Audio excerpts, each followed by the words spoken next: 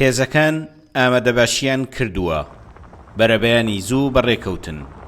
ئامانجەکە کێوماڵکردنی ئەو ناوچانەیە کە گومان لەسەر هەڵدانەوەی داعش دەکرێت تایەندا.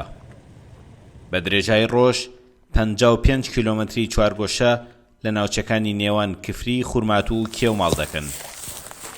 ئەم مداهەمانە بۆ ئەوەیە کە تیرۆستانی داعش بێئومێد بن لەم جێگانەی کە لە ڕابردوودا شوێنێکی ئامین بۆ ئەوان وە شوێنێک بۆ لێرەوە دەرچوونیان بۆ هەموو ناوچەکان کردەوە.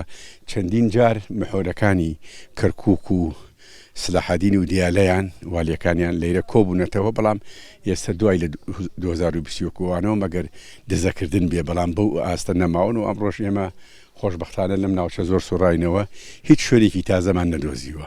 کە شوێنێکی تازەمان نەدۆزیوە ئەمە دڵخۆشبانەکە هەموو داهەمەکانمان و هەم گرتنی بەلای خوار و هەم گرتنی قوڕیچایی مەودای جوڵەی داعشەکانی تەسکردەوە.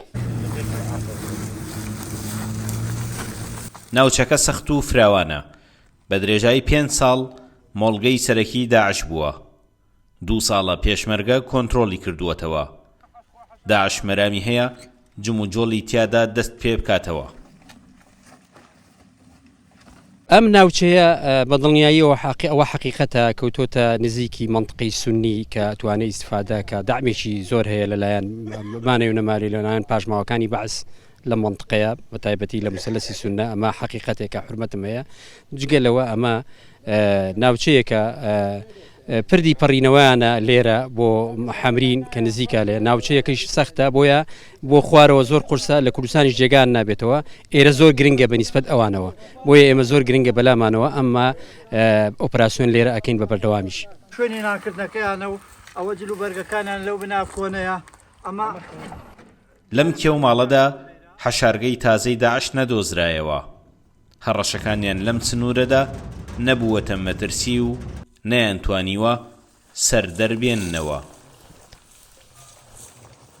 ئەم ناوچە بەرین و پڕهەورازوون شێوە لە ڕابردوودا پێگەی سەرەکی داعش بووە. ئێستا هێزی پێشمەرگەی کوردستان بە تەواوی کۆنتڕۆڵی کردووە. کێوماڵەکانی پێشمەرگەش ناوبەناو جارێکی تر هەموو دەرگاکان بەڕووی سەر هەڵدانەوەی داعشدا دائەخات.